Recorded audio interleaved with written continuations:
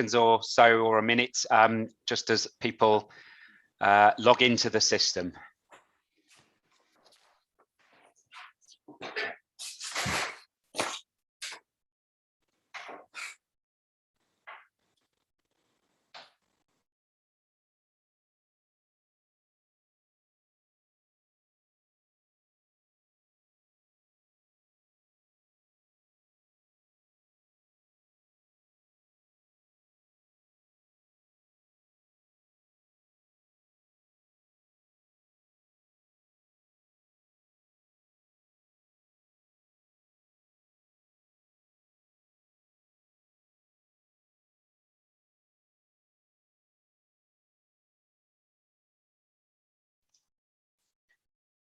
Good morning, everyone. To those of us who've just joined us, I'm just going to leave it a while longer. Numbers are still climbing quite fast, so people are still obviously connecting into the webinar.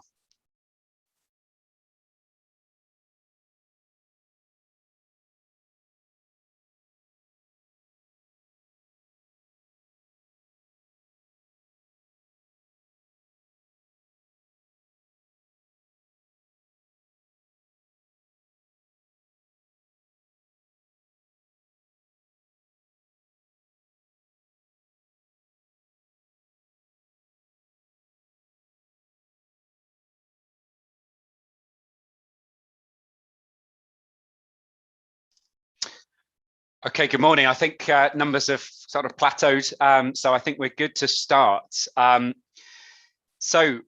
those I don't know, my name is Richard Dawson. I'm a professor at Newcastle University, but I'm also a member of the Adaptation Committee, and I'll be chairing today's event. So welcome to this, the third webinar in the Climate Change Committee's UK Climate Risk State of the Nation series.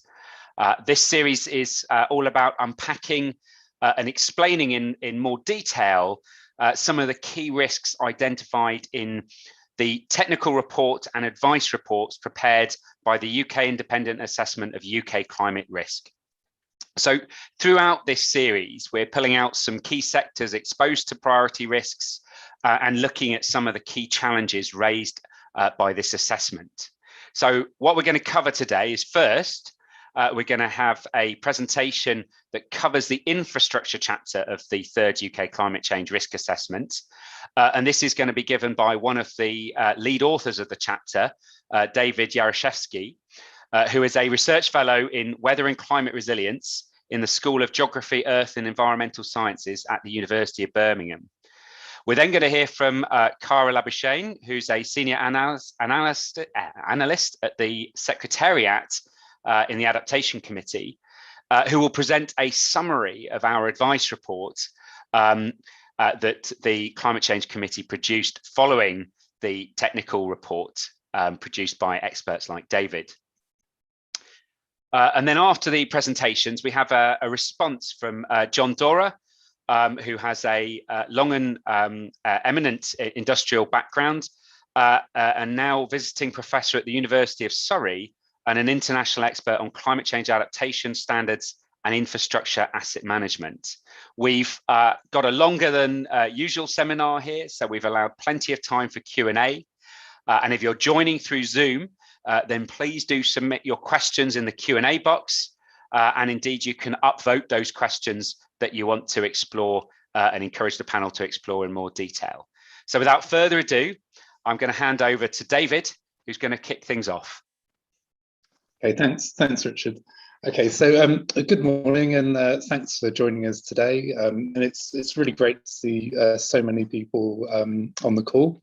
So I'm going to give a brief overview of the infrastructure chapter, which I've had the honour of leading over the last 2.5 years, along with Ruth Woods and Lee Chapman, who are also here today. And as you can see from the list, this really has been a huge group effort with 28 authors in total from 17 different institutions. And there are actually many more people involved in the assessment, including, I suspect, many of you here today who were involved in the workshops, the call for evidence, and the external reviews. So again, thanks so much to you if you're involved in this. Next slide, please. So to go back to the very start when we began this process in December 2018, we were given our overall exam question, which was based on the latest understanding of current and future risks and opportunities, vulnerability and adaptation. What should the priorities be for the next UK National Adaptation Programme and the programmes of the devolved administrations? So to answer this, we used an urgency scoring framework. I won't go into depth about that today, as this was a very detailed and multi-step framework, which is explained in full in chapter 2 of the report. But effectively, this boils down to 3 questions that we asked for each of the risks in the assessment. So firstly, what is the current and future level of risk or opportunity? And for this, we determined magnitude scores for the present day and for the 2050s and 2080s under 2 and 4 degree warming scenarios. And these scores are based on current and projected future impacts on the economy, human health and natural capital, among some other factors. Secondly, is the risk or opportunity going to be managed taking into account government commitments and non-government adaptation? And we actually had quite demanding criteria here. So for a risk to be fully managed, we were looking for evidence that this would be the case under a 4 degree warming scenario up to the 2080s. And finally, are there benefits to further action in the next 5 years over and above what is already planned? And depending on the answers to these questions, we gave each risk one of 4 urgency scores, which we'll touch on later. Next slide, please. So briefly, how did we go about the assessment? So as well as our own surveys of the evidence, we had 2 calls for evidence through the course of the assessment. We had 2 stakeholder workshops. There were a number of research projects which were commissioned by the CCC on specific risks such as water availability and future flood projections. And we also had 2 rounds of external review of our first and second order drafts, which were incredibly useful. And again, thanks to those who were involved in that process. So secondly, what was new for this assessment? So you'll see that the assessment has several additional elements compared with CCRA2, including the identification of thresholds and potential lock-in, as well as an assessment of likely social inequalities associated with the risks. There's a greater emphasis on interdependencies and interacting risks. And this was something which was flagged up in CCRA2 and has obvious relevance to the infrastructure sector. We were also asked to consider how achieving the net zero targets may affect the magnitude of the individual risks in the future. And finally, there's a greater emphasis on detailed assessments for each of the countries of the UK. And this again was a recommendation coming out of CCRA2. So wherever possible in this report, we split the evidence and discussion by country. So the assessment should be of more relevance to policymakers at the devolved administration level. Next slide, please. So what did we find? So in total, 13 of the 61 risks and opportunities that were assessed in CCRA3 related to infrastructure, so that they'll be the ones we're discussing today. And of those 13, 5 were scored in the highest category, which is more action needed in at least one country of the UK. These are represented in deep orange here, and this is the category where we're sure that more needs to be done within the next 5 years, and we have a good idea of the types of actions that could be put in place to achieve this. And these risks are cascading failures, surface and river flooding, risk to transport networks from both slope and embankment failure, as well as high and low temperatures, high winds and lightning, and finally, public water supplies in England. Joining these 6 risks, apologies. During these risks, we have six further risks in the second highest category, which is further investigation, which are in light orange here. And this is where further research is needed to determine whether more action is required and to better understand what form this action might take. And in the lowest priority categories marked in green here are sustained current action, where we believe that the current adaptation in place is sufficient. And we have a watching brief category for risks and opportunities which are less of an issue at the moment. And the only risk here actually in the sustained current action category across the UK is offshore risks to, risks to offshore infrastructure from storms and high waves. Next slide, please. So I'm going to give a very brief overview of the main findings for the different risks assessed in the chapter.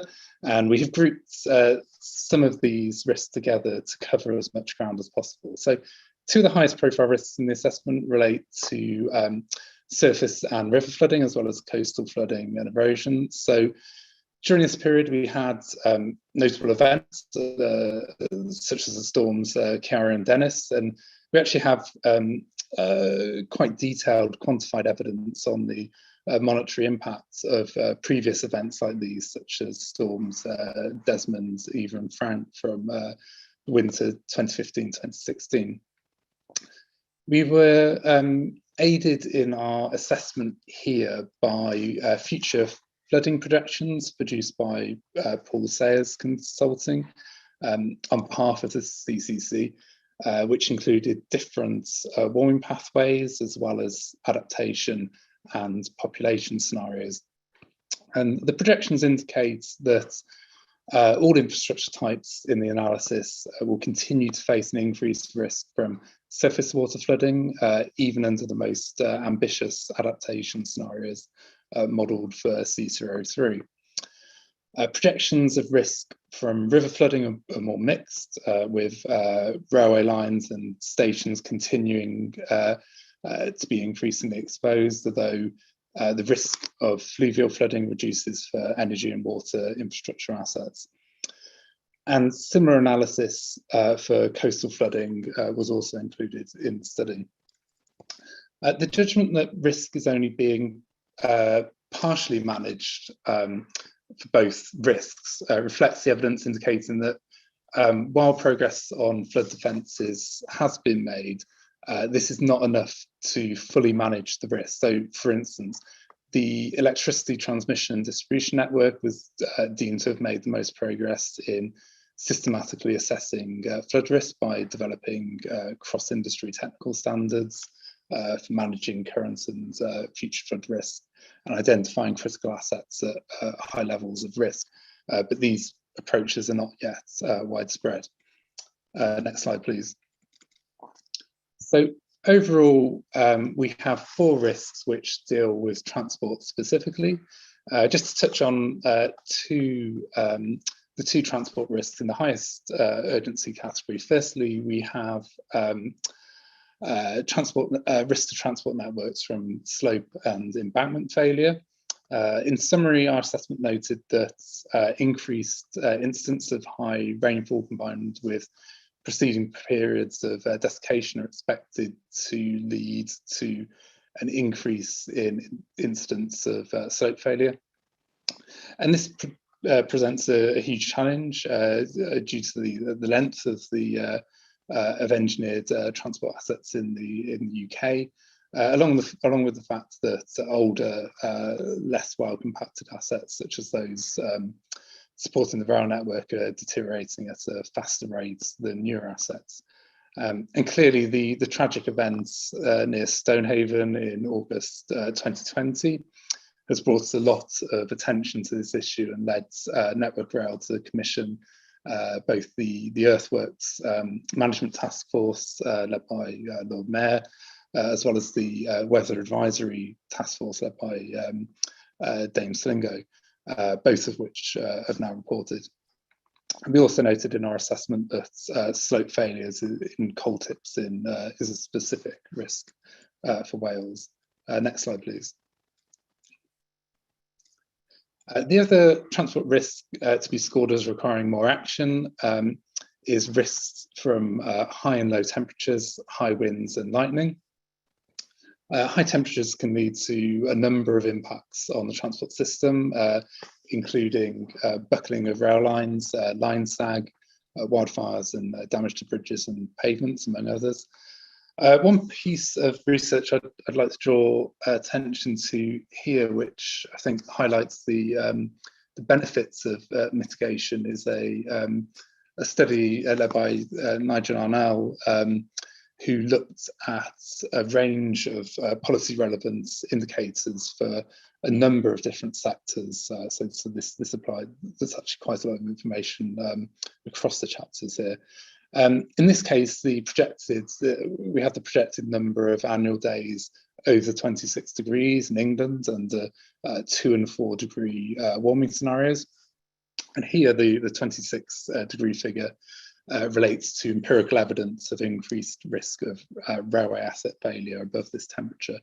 And you can clearly see here that the difference between the 4 degree pathway in purple and the 2 degree pathway in green, particularly in the second half of the century, although adaptation will be required in both of these scenarios.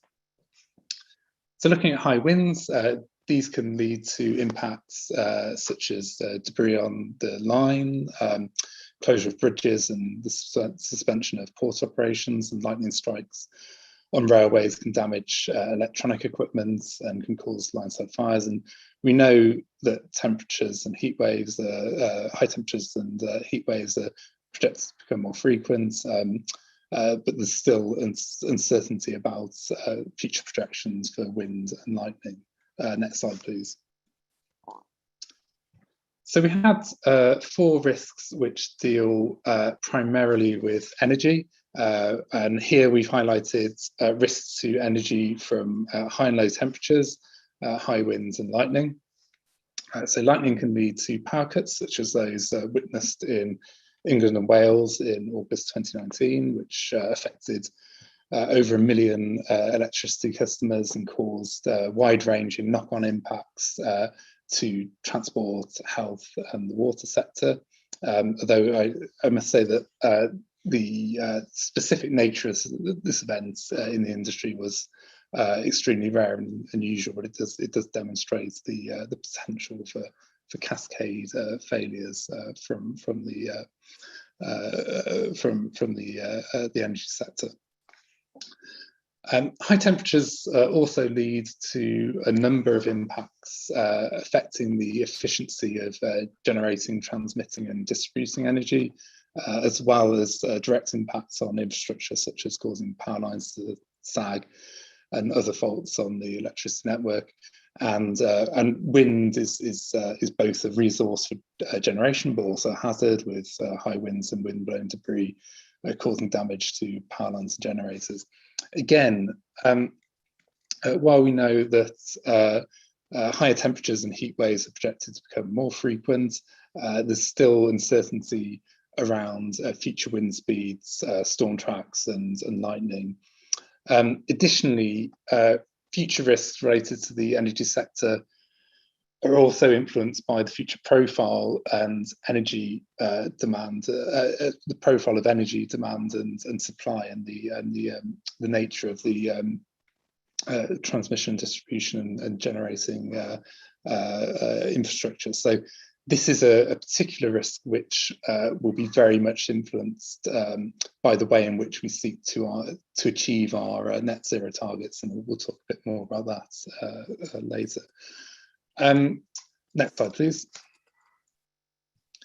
One of the the key risks we identified for further investigation was risk to digital infrastructure from high and low temperatures, high winds and lightning, and just in general, really, actually, this risk also, or this sector also impinges on the flooding risks as well. So there's a general understanding of the interactions between ICT infrastructure and weather, such as high temperatures leading to cooling demand. And the facts we have 15% of small telecoms masts in areas highly susceptible to subsidence. And we know that high winds and lightning can lead to power failures to mobile phone base stations. However, we lack quantitative projections assessing how climate change will affect the frequency and magnitudes of weather-related interruptions.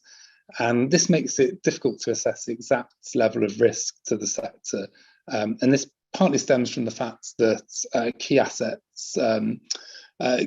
data in this area is not in the public domain because of security and commercial sensitivity. So we feel further investigation is needed here to assess the current and future vulnerability of ICT infrastructure, particularly due to its growing importance in the operation and control of components in the wider infrastructure system. Next slide, please. Now, risk to public water supplies was a really major part of the assessment, which we can only really cover briefly here without going into huge amounts of detail. But we're assisted with a sort of major report in this area on updated water availability projections from HR Wallingford, which indicates that current and announced adaptation will manage risk in Northern Ireland, Scotland and Wales, but in England, the current and announced adaptation as it stands is less successful in reducing deficits to a low magnitude in the late 21st century. And here we point to the Environment Agency's recent national framework, which provides direction on what future action may entail in terms of supply and demand side measures. We also had a separate risk to energy generation from reduced water availability. And one of the key headline points here was that thermal power stations drawing water from the Thames and the Trent basins and on these will likely face restrictions due to freshwater availability by 2030. Next slide, please. Finally, we have cascading failures, which is the highest priority category, and I think is a good place to end as it highlights the interconnected nature of the infrastructure system and challenges in addressing adaptation on a whole system basis. And I'm going to use some definitions from our chair here. So infrastructure interdependencies arise if their services are reliant on other networks, such as for power, fuel supplies and ICT. They're co-located and experience the same hazard, or they're managed or used by the same organisations or people. And we've already mentioned a key example of interdependencies from the August 2019 power cuts in England and Wales. Next slide, please. And we were aided again in our assessment here by supporting research project by WSP, which mapped principal interactions within and between sectors, with impacts being simulated based on knowledge of interactions between weather and components in question. And again, this was really helped by some great engagement with the sector through a number of workshops. So if you're involved with those, thanks again for your input. So interruption to power supplies is frequently highlighted as a key source of cascading failure, and indeed the interruption of power supplies is the single risk with the highest impact across the entire risk assessment. But there are many others. So again, disruption to ICT infrastructure and downstream impacts, and transport is another key source of cascading failures. So for instance, access routes to key assets such as power plants may not be protected to the same level as the assets itself. So as well as modelling and simulation of interdependencies, groups such as the Infrastructure Operators Adaptation Forum, as well as initiatives such as Climate Ready Clyde, are of key importance in facilitating discussions between different infrastructure organisations and the government to help understand the risk and reduce vulnerability. Next slide, please. Thanks. So we had a number of key messages which in the report. A lot of these relate to specific risks, which I've already mentioned, but I will outline a number of general points which I think cut across the main risks. So we have the development and use of common indicators to monitor risk and adaptation progress, the need to agree standards of resilience and share data, the use of frameworks such as those presented in ISO's 1490 and 1491 to identify risks and plan adaptation. The wider use of inspection and monitoring systems and enhanced maintenance regimes, as well as the use of climate services early warning systems. There's a need to ensure standards and designs take climate change into account for new infrastructure to avoid lock-in, as well as the regular revision of climate data used for design standards and adaptation plans as our understanding of climate impacts evolves, for example, through the use of adaptation pathways. Next slide, please. And finally, we have the developments around net zero, which will potentially affect vulnerabilities and interdependencies in the infrastructure system, particularly through the increased reliance on electricity in sectors such as transport, but also in other ways, such as through the introduction of new sources of water demand for carbon capture and storage and hydrogen production. This clearly presents a significant challenge due to the urgency and scale of the required transition. But it also provides a unique opportunity to embed resilience into new infrastructure and to tackle the issue on a whole systems basis. And we certainly see this consideration growing in importance in future iterations of the CCRA, as well as the NAP and ARP cycles, and also wider infrastructure policy. So thanks for your attention, and with that I'll hand back to our chair, Richard. Thanks. Thank you very much, David, for that excellent overview of the your analysis of infrastructure risks to the UK and prioritising quite a lot of difficult information there. I'm going to hand over to Cara now, who's going to give a flavour of the committee's, I suppose, recommendations of how we distilled some of this and those that are most relevant to infrastructure. So Cara, over to you. Thank you, Richard, and good morning, everyone. I'm going to now talk through the conclusions from the committee's independent advice report to government as they relate to infrastructure. Could I have the next slide, please? Thanks. So the advice report draws on the vast evidence and conclusions from CCRA 3. David has just taken us through the infrastructure chapter of the technical report, and there are a number of supporting research projects contributing to the evidence as well. The future flood projections and water availability projections, as well as the interacting risks project in particular, are really key ones for infrastructure. So the advice report takes all of that evidence and presents the committee's view on the most urgent priorities for government over the next 2 years, and of course for the next National Adaptation Programme in 2023. Next slide, please. So across the whole technical report, the overall urgency of adaptation has increased in the last 5 years since CCRA 2.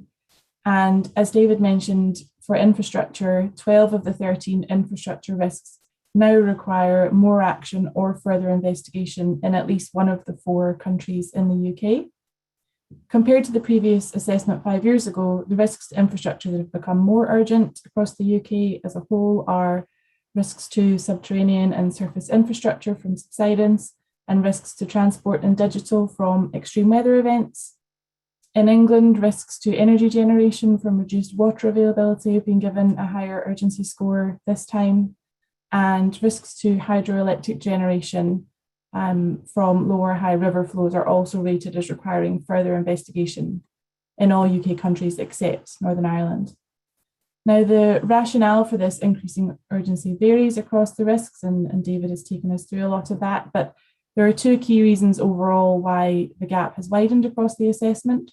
So one is that there is more evidence that suggests future risks are bigger than previously thought, and the other is that the level of adaptation underway is not matching that future scale of risk. Next slide, please.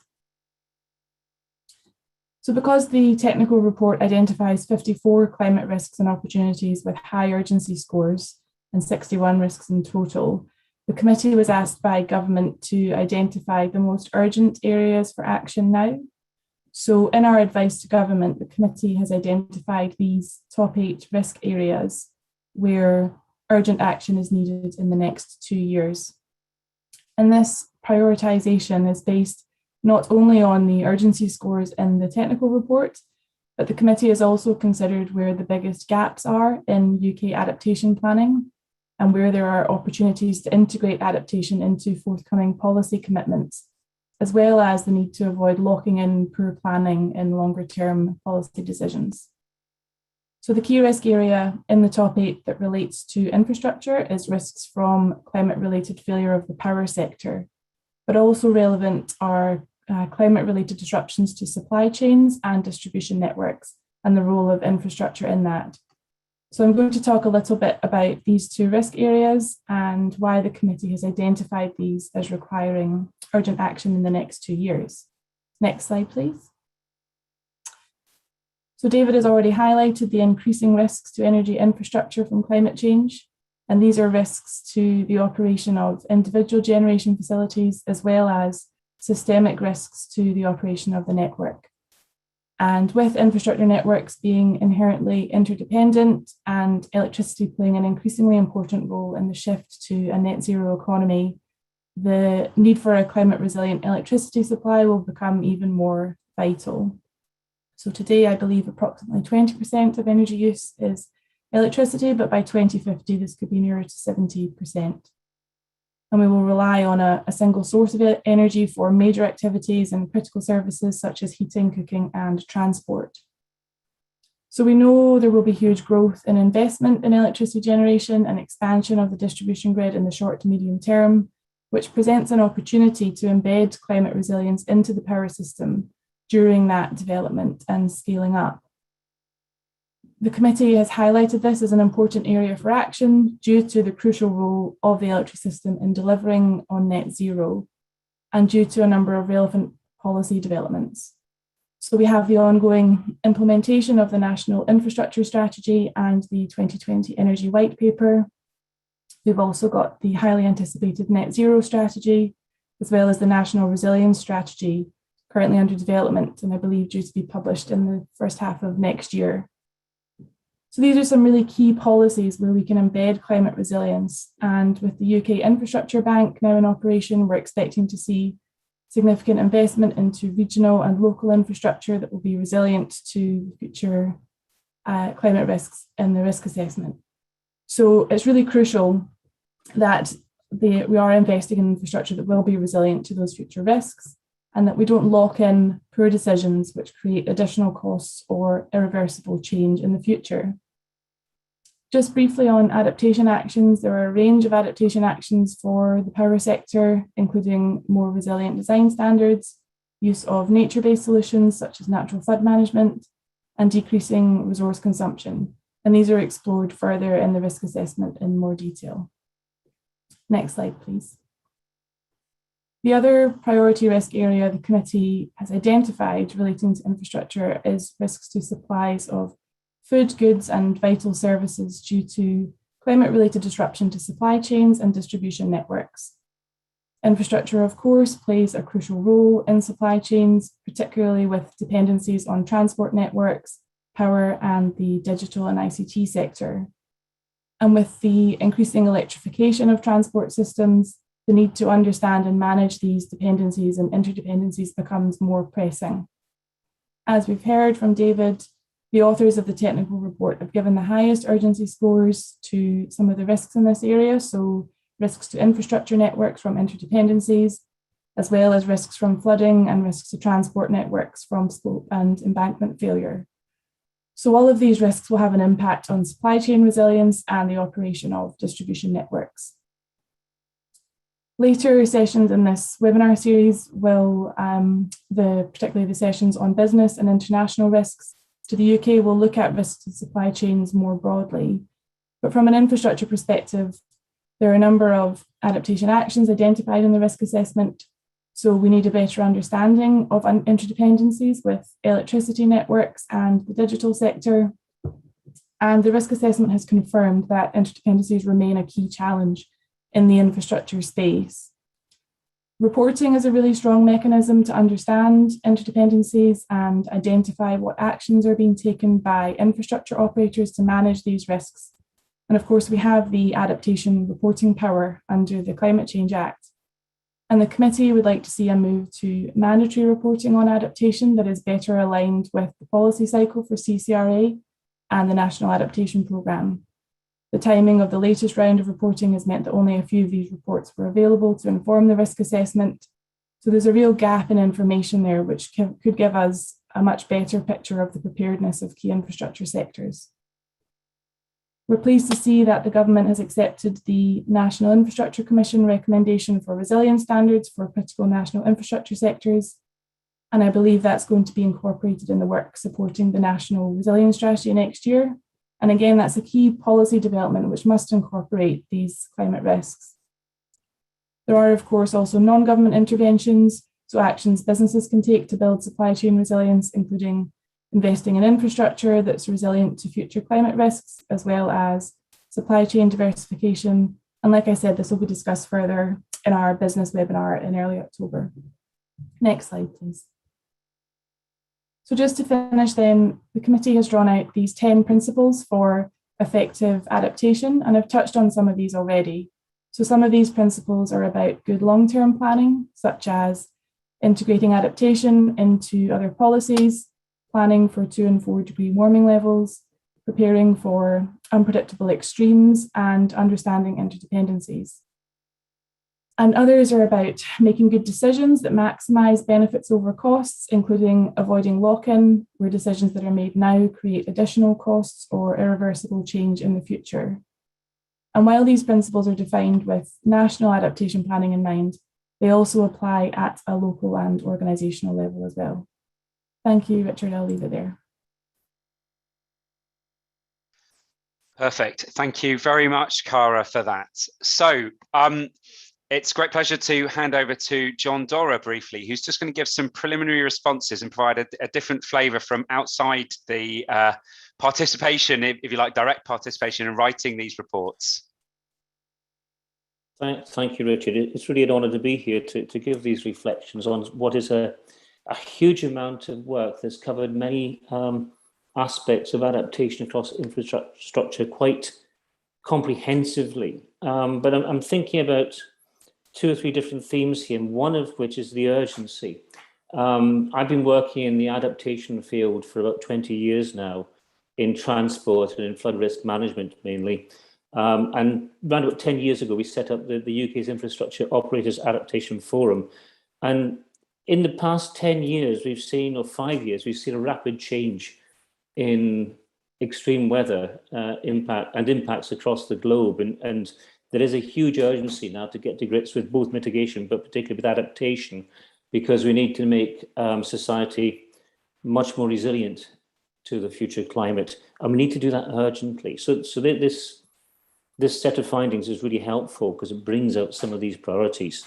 Some of the common themes that I was looking at earlier, there's a lot of talk in there about standards, and we have some good ones around now. We've got a framework for adaptation, which is the ISO 14090 standard, and British standards earlier this year published BS 8631, which was mentioned, and there's possibly some links we can put into the chat to them. 8631 is particularly useful when looking at adaptation pathways, which help to deal with uncertainty. But these standards are there. What I think is needed is some way of looking at things in a common way across infrastructure as a whole, because we've heard some good news that the energy sector has been looking at cross-industry technical standards, which is great, but could the other sectors follow? And could we think about how we can develop some sort of common indicators for infrastructure, and indicators based on infrastructure as a system of systems supporting the working, the operation, the safe and continued operation, which is a strange word, but for society. But society needs infrastructure to successfully function. And some of the messages here as well about cascading failures. Many of us have worked in our own infrastructure silos or infrastructure businesses over the years. I spent 2/3 of my career in railways, and I was initially trained to look at the railway completely, looking at different aspects of the railway and how it all works together. And we tend to specialize maybe too much, but we need to get out of those specialisms and look at a wider systemic view. And some of the points that Cara brought up about supply chains and systems are very relevant. It's not just a case just now we're looking at and we understand the problems with CO2 and gas supply, but organizations that run infrastructure have their own supply chains that rely on, in some cases, long distances for components. And are those supply chains robust? Look at the car industry and computer chips over the past 6 months. These are examples of things we need to look at. And one of the great things I saw on the common themes for infrastructure was the term enhanced maintenance regimes. Maintenance is your front line. Maintenance is the group of people who are maintaining the things now. So thinking about how infrastructure operators, specialists, owners, consultants can make sure that we're all giving the maintenance teams the right tools to recognize when they might need to change components or renew infrastructure. So a few things there from the common themes point of view, but some points I'd like to draw out even more is that there are initiatives on standards to change technical standards. I'm particularly working with CENELEC in Europe to look at the structural Eurocodes, but these standards sometimes take 5 or 10 years to go through a cycle. And it's going to be a year or two yet before the structural Eurocodes are going to have chapters in there about future climate change. I know that, I'm working on some of that. But if you work in the infrastructure field as a consultant, or you own infrastructure, or you play a part in infrastructure and policy, you can build your own technical requirements compliant with design codes, and using tools like the UK CP18 data to develop standards. And I know some people in the transport industry and some in the energy industry and some in the water sector have been doing things like that. And when we start to look at those sorts of things, you sometimes get pushback that it's too expensive. But please push back against the word expensive. It's a subjective view based on the current way of looking at economics in the short term. What might be expensive now would probably be a money saver over a 20, 50, 100-year cycle. So challenge traditional economics. And to do things economically, if we think about long life cycles in infrastructure, then retrofitting at a renewal of a major component, scour protection at a bridge might need to be renewed every 20, 30 years. Scour protection can be made stronger, made more resilient at that renewal cycle. Other infrastructure can be rebuilt with the future climate in mind at the renewal cycle. Seawalls, defences, bridges, road surfacing, railway stressing technical standards for railway tracks. These can all be changed. So as when we renew infrastructure on maybe a 20, 30-year cycle, they're rebuilt to the future climate. And again, they need the standards. We're going to wait another couple of years for things like the Eurocodes, structural Eurocodes to be changed. but you who work in the infrastructure sector can require future-proofing through standards, through a sensible way of looking at things using standards. And I come back again to BS 8631, which looks at adaptation pathways. There's an example in there of how it's been, the adaptation pathways concept has been influencing the TE 2100, the Thames Tidal Defences strategy. And it's the sort of thing that can be used in many infrastructure areas to be able to look at long-term, really long-term infrastructure, and how the pathways approach can design a set of interventions over time that deal with some of the uncertainties. Don't delay. The crisis is now, there's urgency. So I'm thinking, just to wrap that up, there's a need for more people to understand this topic. There's 226 people on this call, which is really great because this is capacity building. The UN Paris Agreement, the adaptation chapter, Article 7, talks about capacity building. This is part of that. This is great. Urgency. We need to get our act together very soon, if not already. You know, the adaptation reporting power, I do subscribe to the view that it should be mandatory, because we're talking here about critical infrastructure for the operation of the UK for society's benefit. It's not something that should be left to people to volunteer, but there should be some targets, some mandatory targets in there. Standards, we can change our own standards in the short term, and the major construction standards are being changed over time. And the last one I really want to pick up on here is indicators. We need some common indicators across infrastructure that are related to the system. So it's systemic metrics we need to look at the purpose of the system. One example there in the railway sector that I've worked a lot is railways measure delays against the timetable. So that's trains against the timetable, not the resilience of freight transport or numbers of people moved. That's mainline railways. TfL have got metrics on people in the network, which I think is better, because a railway system, a transport system, is all about moving people and freight. So yes, urgency. Let's make it, let's get adaptation up the agenda and get investment. It's affordable in the long term if you think of it in the right sort of economic way. Thank you very much.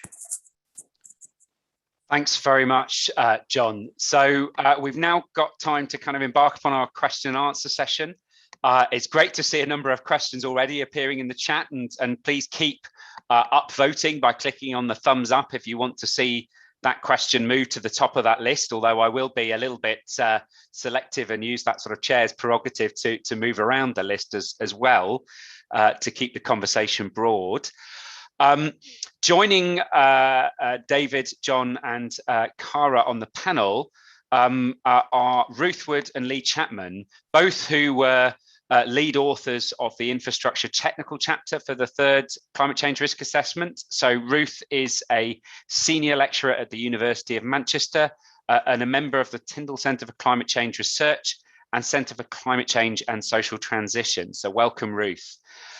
Lee is a professor of climate resilience at the University of Birmingham, and his research interests are on reducing the impacts of weather and climate on the built environment, with a particular focus on grey infrastructure in cities. So thanks both for joining. And I'd like to kick off with someone who's joined us from a long way away. And one of the, I suppose it's been a frustrating 18 months, but one of, I think, the great things has been the ability to connect around the world, seemingly so much more often. And I've got a question here from Karen Lavin. I hope I've said that right, Karen. Welcome from New Zealand and the New Zealand Climate Change Commission. Karen's asking, given we've just released the third assessment, how have the Climate Change Committee evolved and refined the process for identifying and prioritising risks over time? What are the big lessons from all of this? And Cara, perhaps I could kick off with you, and maybe Lee, who I know's authored a number of reports over the years, could chip in after that as sitting on the other side of this. Cara. Sure, thanks. Hi, Jenny. Thanks for your question.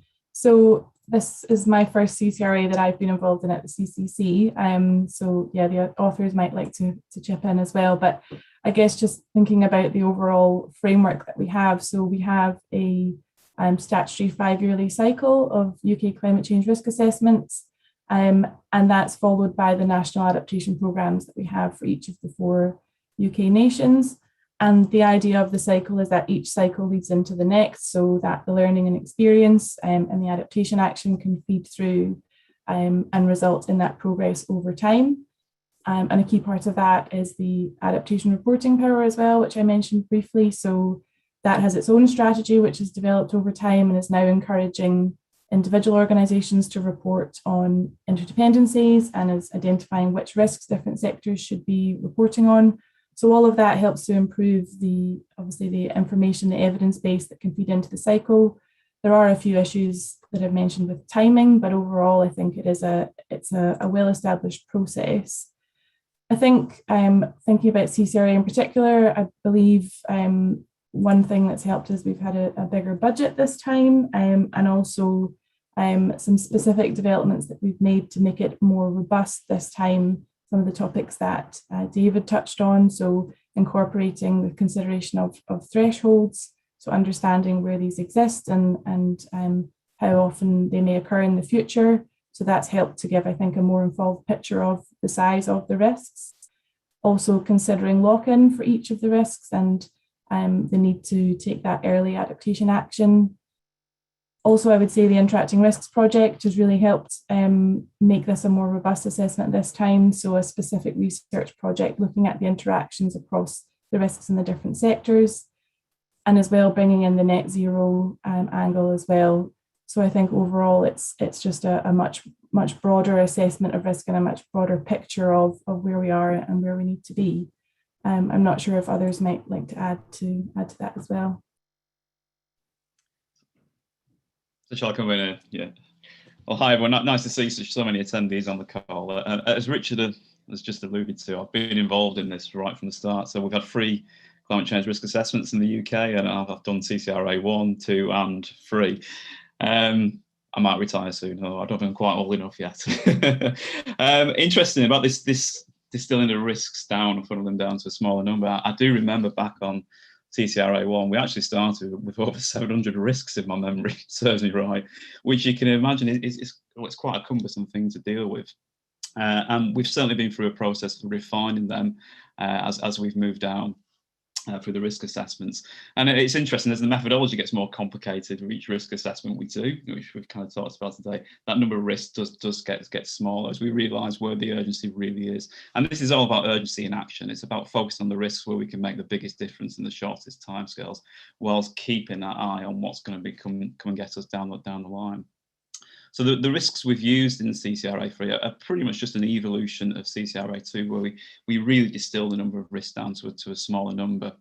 And the risks are quite funny. Sometimes you have quite a lot in one basket, and we have to kind of subdivide the risks as we move forward. And that makes it very difficult to assign urgency scores to particular risks when everything's put together. But it felt very manageable this time, keeping the number of risks down to between 10 and 15. It seems to be about right. I think there's some which could probably fall off the bottom where there's not actually any benefit from actually highlighting it as a risk as things stand. But yeah, I find it very difficult to think how we can actually move to many fewer risks than what we've actually got at the moment. And given the budgetary constraints we'll always face, I think 10 to 15 key risks to get the key headline messages over to people is where this needs to focus. Thanks very much, Cara and Lee, for picking up on that. So my next kind of question I'm going to pull out has been flagged by a few people in, I think, some slightly different ways. I hope I'm going to do this justice, but a number of people have highlighted and asked, how do we actually encourage infrastructure providers and others involved and engaged in the industry to actually ensure that adaptation is built into business plans as part of that asset resilience. I think David Vincent kind of picks up on a similar theme in the context of the role of the regulator in balancing consumer costs, but also forward investment needs in adaptation. Bruce Horton asks, how do we ensure providers prepare for 4 degrees when planning for 2 might be inadequate? So I think we're seeing a number of similar sort of questions along this theme of how do we actually embed adaptation into practice. John, you kicked off with your initial reflections with a very nice introduction to the important role standards have to play on that. Is there anything else we need to be thinking about there? Well, thanks for the question, because it's a great question to make me think. I've been scribbling a mind map down, trying to think, how do we answer this one?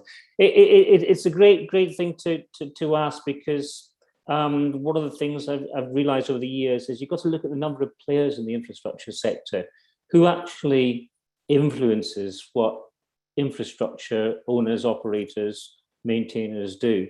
And when I look at that, I think of major operators to begin with, who have things like corporate social responsibility policies and environmental management systems, and some of them look at ISO 14001, which is a management system for environment. And I talk standards a lot because that's what I do a lot of. And there are tools there, but how does it all fit together? How do we make it all work? There's the need to look at, like I said, who's involved, and there's regulators, there's shareholders, there's expertise within the companies, there's the society in general and the opinion of society, and we've seen in recent years, closing the N25 this week, people making a point that we need to act quickly. There's Extinction Rebellion. So there's a whole sort of sea of things going on and awareness building. There's also TCFD, the Task Force of Climate-Related Financial Disclosure, and work to get the top 100 or the top companies in the stock exchange doing proper disclosure there as well. So there's all these players, and how do you persuade them? They need to understand. And have the capacity to help make decisions, to think about and get those policy statements in place through the regulators to the infrastructure operators. So there's all these things knit together. It's difficult though, because what I've found in the past is that you tend to have a series of people, or maybe one or two in organizations who understand all these issues, but they work at a fairly low level. And they need to get through some sort of ceiling in the middle managers who are all sort of hidebound by current regulatory targets that might be on the 5-year or whatever control cycle that the regulator imposes on that industry. And that cycle means that if you miss something at the very beginning, you wait 5 years till you get something happening. And I've seen that happen, I've seen how that can happen in practice in transport and potentially in energy and water as well. But to get those experts who tend to work at a fairly low level, to get those experts' voices heard, there needs to be something that makes a change at the very top. And sometimes that can be something like an adaptation report that can force the organization, or make the organization think about what sort of metrics does it need, how do they respond to that adaptation report, and then they factor that into their submission to the regulator. Bear in mind that not every organization here is regulated, but that's one way of getting some top-down targets in place. But when I think top-down, I go back to the Paris Agreement. Our government signed up to the Paris Agreement. Article 7 talks about adaptation. It talks about capacity building. It talks about linking, and the UN talk about the Sustainable Development Goals. And we've all signed up to those. So that's a high-level set of targets there. We need to get board members in organizations understanding that they're there and the government has signed up to them. So there's a linkage between Paris and the board to the experts who work very hard to get that message heard. So there's a connection there. But when I think of that, I started drawing on my mind map what influences policies, what influences infrastructure providers. And at the top, I had the sort of UN Paris Agreement, Sustainable Development Goals. At the bottom, I had the experts in the organization. and is using tools like corporate social responsibility, environmental management systems. If you look at ISO 14001, for instance, you're required by that. If you want to get ISO 14001 certification, you're required to look at the impact of the environment in your organization. And climate change impacts are those impacts that need to be looked at. And there's a link between 14090, which is the adaptation standard, and 14001. So there's a tool there that can help. And that can support the champions, and I know many people don't like that word, but the experts, to get that message through the corporate system to say we need to ramp up this adaptation fairly soon. There's lots of other things I could say there, but two key things that I think of as well is, again, this concept that adaptation can be expensive. Just look at what's happening just now around the world. We need to put the expensive word to one side. We need to think sustainability. We need to think of doing things in harmony with nature, nature-based solutions and the like. But we need to sit back and think really long-term, 5, 20, 50, 100 years. We can't run businesses in a short 2, 3, 5-year cycle. For infrastructure, we need to think really long-term and work within that sort of landscape. That's a lot of different things there. They might be a bit abstract, but I think if we join the dots here from Paris down to the expertise and the knowledge, then things can happen. Thank you. Thanks a lot, John. David, do you have anything to add to that? Yeah, thanks, Richard. So yeah, probably less on the sort of organisational and business aspects, which I have less direct experience with, but really from the kind of interdependencies and cascading failures angle, just an observation from the project and the cascading risks project run by WSP. I think that was these types of fora and opportunities to discuss and understand the sort of key interdependencies between sectors is really important, and I sort of picked up on several participants in those workshops in later IOF meetings. You thought that was a really great opportunity to sort of understand and map their interactions and make those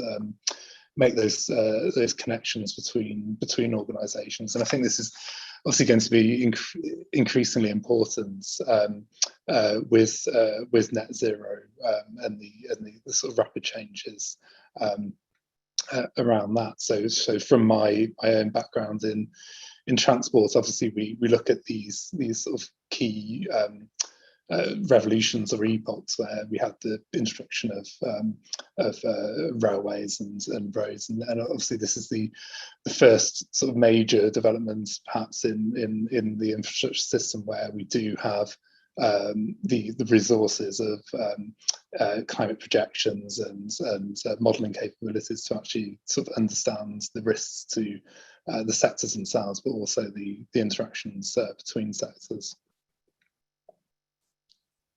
Thanks very much, David. I think that's a very important point to raise. So, Cara, I'm just going to come to you if you don't mind. It's similar sort of theme of question, but Michelle McAteer has asked a bit more explicitly about how the CCC has been engaging with construction and infrastructure companies to ensure these sorts of risks are included in the work that they do. Do you have anything you could pick up on that? Sure, absolutely. Thanks, Michelle. So the committee, every 2 years, we complete a progress report for progress on adaptation in England, and we also do similar for progress on the Scottish Adaptation Programme. And so as part of that progress report, we do quite a broad range of stakeholder engagement with organisations to understand what organisations are doing in adaptation, and also to share, I guess, our insights on what constitutes good planning for adaptation and good adaptation actions. We then, after those reports are completed, we do quite a lot of engagement with particular sector groups. So we're often asked to present the findings to particular sectors, similar to what we're doing today for CCRA. And on an ongoing basis, the members of my team are present on a number of adaptation groups and forums across the different sectors. So within infrastructure, we're involved in the Infrastructure Operators Adaptation Forum, which I know has been mentioned already, which is a really great forum for infrastructure operators to share practice on what they're doing and share knowledge. We also attend water adaptation groups and rail sector groups and try to involve as much as we can. I guess the one thing is that we are a very small team and we are quite constrained with how much of that we can do. But I'd say we do a fair bit of that, but certainly, you know, if you feel there are gaps there, happy to have discussions about that. Brilliant. Thanks very much, Cara. So, Ruth, there's been a question here from David Royal about some of the current, very topical resilience issues around sudden spikes in energy, shortages of CO2 to support other activities.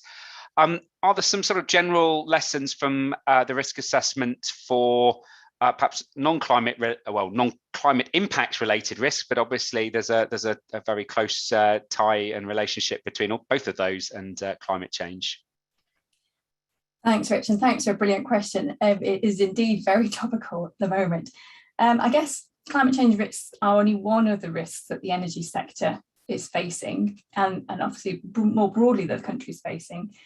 And over time, we're going to see a transition to net zero. What exact implications are for the energy sector is it's not 100% clear, but we know we are going to move away from fossil fuels. But during that transition, we are going to still be vulnerable to any risks which face our energy supply. Fossil fuel production is vulnerable to climate risks, even if by the time we get to 2050, we're not using so much of it. So I guess the energy sector is challenging in that it's not only having to adapt to the climate impacts, but it's transitioning to a completely different supply system. So those two elements are going to be really challenging to manage.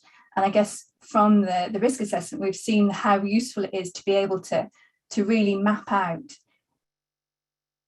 the system, where everything is coming from, where assets are based and located, the individual vulnerabilities to different climate impacts, and you could expand that to a much broader category of impacts. So not only weather-related events, but also availability of key supply chain issues, of key personnel, of what assumptions you're making on the availability of things of different prices. So having that really full mapping of where the vulnerabilities lie is really helpful to try and capture and plan for risk which may evolve over time as we take this sort of transformation to both a net zero and a resilient energy system. So I think it is challenging, but the mapping out of those risks which perpetuate out, those interacting risks, the compounding risks between sectors is a really, really important thing to do to try and manage that transformation. Great, thank you very much. So I'm going to just perhaps try and answer Emma Week's question, which has jumped to the top of the leaderboard, as it were, myself. That the modelling that was done and presented by David, I know, does look at the importance of environmental flows to support river ecology. And they did look at a number of different scenarios. And I think in the committee's overall assessment, you will have seen, although we haven't talked about it today because we're very much focusing on infrastructure, and I think the natural environment webinar was held earlier this week or last week, that we did flag the importance of ensuring and tackling risks to the natural environment, ecology and biodiversity as one of our top 8 where urgent action was needed. So although in the way it was presented and we heard today, that might not have come through, I think it's fair to say that the work done across the report looked at those issues in some depth. or ecological issues in some depth, and that in terms of identifying that as an important high-level risk, very much was picked up by the committee. And I'm sorry that the best people to talk about that are not here today. But I think we do recognise those interactions are very difficult to balance.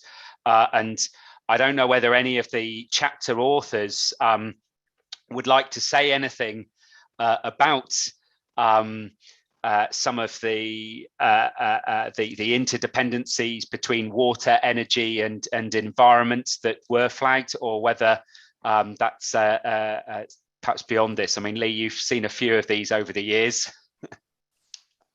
Yeah, it's this question. I did smile when I saw it came up, because it just shows the complexity of everything we're looking at here. You know, everything has got a slightly different angle on which you can look at it, and I think you've answered the question brilliantly there, Richard. This is covered holistically, because the way the risk assessment is set up in the natural environment chapter.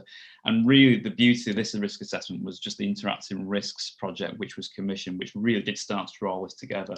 And that's exactly why it got elevated to such a high level risk of what it is at the moment. But it is a really worrying thing. The water resources, we've got, whatever happens, the way the climate's changing, we're going to need more water. And certainly it's not just drinking water here, it's the water that's needed for energy production as well. We're going to need increasing more for that, for carbon capture and storage and technologies like that. So this is a real thing which needs to be looked at in detail, and that's exactly why we've elevated it to where it is. Okay, excellent. Thank you very much, Lee. We've had a question from an anonymous guest, but I think it's quite a nice one, quite relevant. And Cara, you briefly mentioned, I think, the National Infrastructure Commission's recommendation for a standard of resilience. And I certainly recall they put forward something on drought resilience a couple of years ago. Would you be able to just expand on that? Sure. Sorry, couldn't find the mute button there. Yeah, so what I was mentioning in my presentation was the government recently came out with a response to the recommendations from the National Infrastructure Commission from the resilience study. And I believe that's the consultation around resilience standards for critical national infrastructure sectors, which I think is going to be incorporated into the work supporting the National Resilience Strategy next year. I'm not too familiar, I have to say, with the detail of that, but I guess what I would reiterate is that would be one of these examples of a key policy development where we really need to be incorporating the climate change risks as part of that work. And we'll definitely be feeding into that. But sorry, I'm not too clear on the details.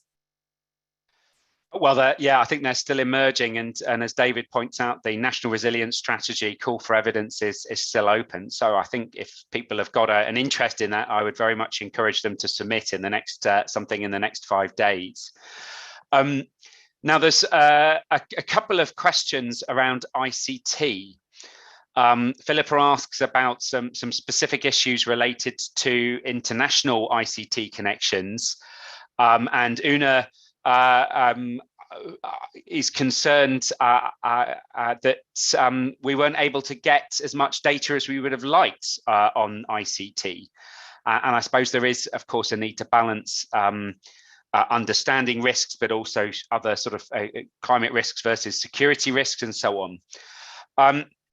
But perhaps if given the time we have, rather than focusing just in on ICT, I'd be really keen to hear from the lead authors on what they felt the challenges were in undertaking the assessment, and where are the sort of the big evidence gaps in that. And David, if you don't mind, having gone first and highlighted the ICT gap in particular, perhaps we could kick off with you. Yeah, that's great. On the ICT in particular, or the or just in general? In general, but yeah. In general, yeah. Well, I mean, there's quite a few things to mention here. I'll leave some for Lee and Ruth. But yeah, I mean, from from my perspective, I think we have a real sort of gold standard assessment framework here. I think a lot of thought and effort has gone into this. It assesses impacts across the range of climate scenarios and the uncertainty range. In theory, at least, I think the major challenge for us is that we just in many sectors we simply don't have the types of impact projections that we need covering 2-degree and 4-degree worlds. I presented some today on specific sector indicators, and I think they're really useful where we have those, and obviously we have specific research projects set up which have used UK CP18, the latest UK CP18 data for the flooding risks and water resources. But yeah, quite often we're dealing with sort of either qualitative data or older UK CP09 projections.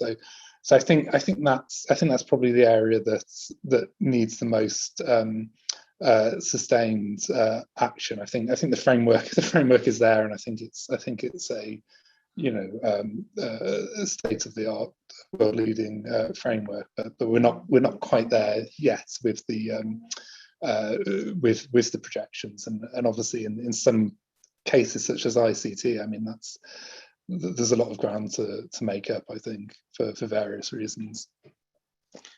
Fantastic, thanks. Ruth or Lee, do either of you have anything to add to that? Yeah, and I go to echo the quantitative data is really what we're lacking a lot of the time. You'll see a number of the risks. We don't have much in the way of numbers. We've got a good understanding of the mechanisms through which climate impacts could affect things.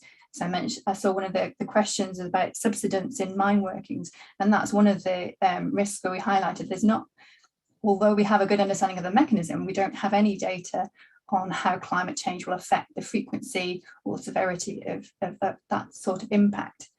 We're also lacking some data on assessments which take into account the local conditions around infrastructure. So we might have broad assessments of, we know that X infrastructure or X kilometres of railway are in areas which are in potential flood risk zones, but we don't know necessarily whether they really are at risk because they might have adaptation measures already, or they might have certain particular local conditions, which means it's not a problem, or it could be a worse problem than that kind of broad level assessment means. And I guess the other thing we're looking is kind of independent assessments on whether adaptation actions which are being implemented are sufficient and what they're sufficient for.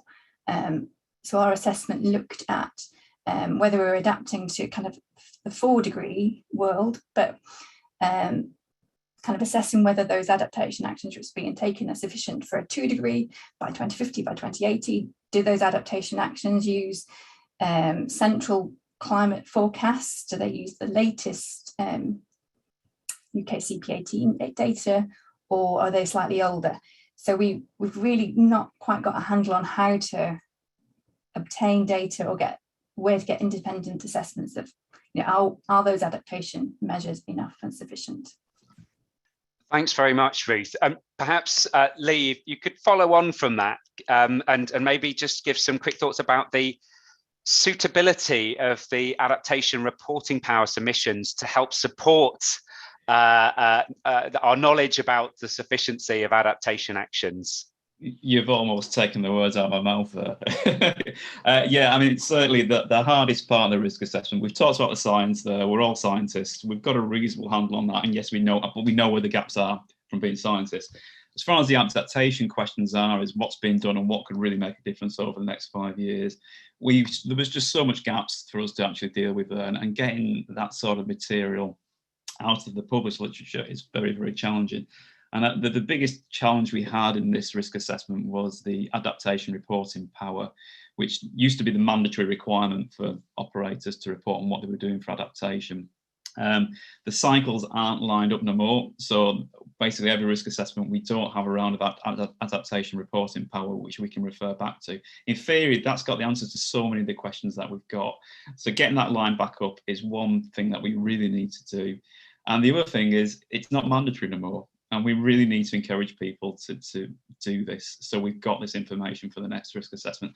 And believe me, if that happens, it will take that next risk assessment to the whole new level.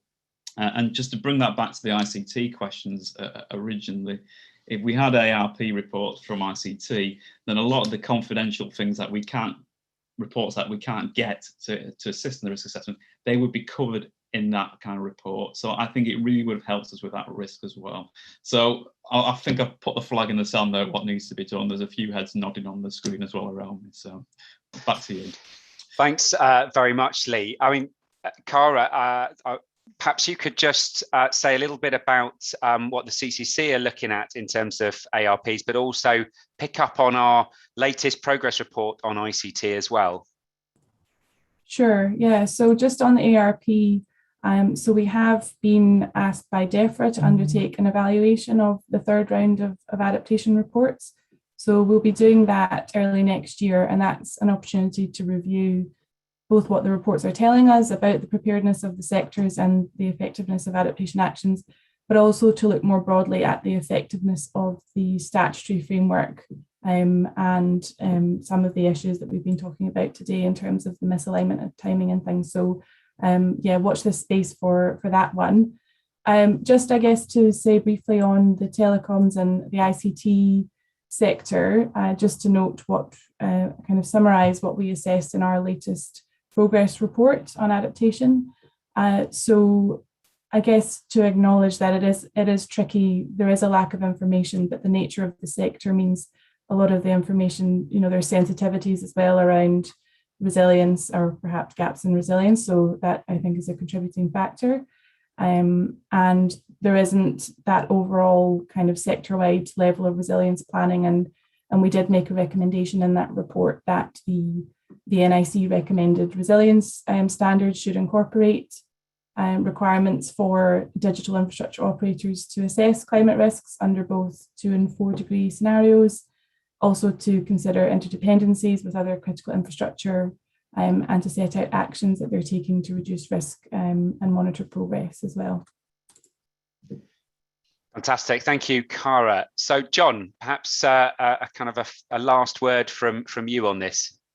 Thank you. No, it's just a quick point. We're thinking about data and the sort of data that we need to look at. We need to align data and think about data in terms of indicators. And when thinking about adaptation, when I was looking at international best practice a couple of years ago, we were thinking that if you've got an adaptation plan, then you need to review that plan and monitor and evaluate your progress towards adaptation. But you can't take a snapshot and say we're adapted.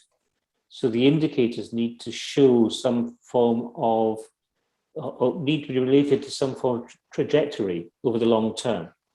So the snapshot needs to be able to show where you are, where you think you might be in 5 or 20 or 50 years' time. That's a bit of a challenge, but I think it's a challenge we can rise to because it's looking at data, indicators, systems, and that trajectory. That's what I wanted to say. Thanks, Richard. Thanks a lot, John. David, a final word from our lead author who presented earlier. Thanks, Richard. I mean, just to follow up on the points about the ARP. I mean, I'd really like to say thanks to those people, those organisations who actually tried to fast track their ARP reports so that they would fit in with the CCRA3. I think there were some really sort of valiant efforts during a really challenging period over the last year and a half to have that information available for us, and I'm really disappointed that we weren't able to include some of those. I mean, we had some really good discussions with with people, and I think it just reflects this clear sort of misalignment in the processes. So yeah, I mean, I think just to say to those people again, thanks so much for your efforts there. It was really again, these reports are now coming out, so I think the reports, our reporting staff, should be read in light of those latest reports. But hopefully this won't be an issue in the future. I think it'll be a really good and positive and logical step for the whole UK adaptation process. I think the whole cycle.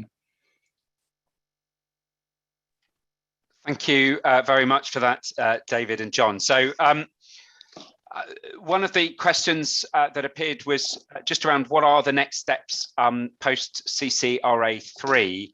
I'm not quite sure who that was aimed at, but I'll just perhaps say a few things that on the committee, we will continue with our biannual progress reports. So the next one due in 2023, we've only just kind of reported one earlier this summer. That, of course, will be able to draw upon all of the third round adaptation reports that are produced by then. Of course, we will feed in and do our best to advise on the production of the National Adaptation Plan and continue to feed in where possible across government and industry with our advice. John has raised the notion of indicators and their importance to help us better understand and monitor adaptation progress. And this is something that we hope to be producing some further work on over the coming years as well. But of course, much of the action, I think, is down to us all. The committee, as Cara said, is small or lean and efficient, but we can't do everything. And of course, we're certainly not the people on the front line putting into place policies and actually embedding risk assessment and adaptation into practice. And so I very much encourage people here to try and drive that change within their own organizations, but also do seek our advice and of course advice of a very rich community of expertise across the country in universities and in the private sector and across local and national government as well, who are well placed to support that. I'd like to thank everybody for joining us today. Particular thanks to our panelists, Cara, David, Lee, Ruth and John for their excellent presentations and fielding the questions so well. But before we finish, I'd like to highlight that we have 4 further webinars in this UK climate risk series. And a link to those will appear in the chat as I speak. Thank you very much for that. And so please do sign up, hear about some of the other risks and issues that we've been looking at in more detail. And that is it. So thank you and see you all next time.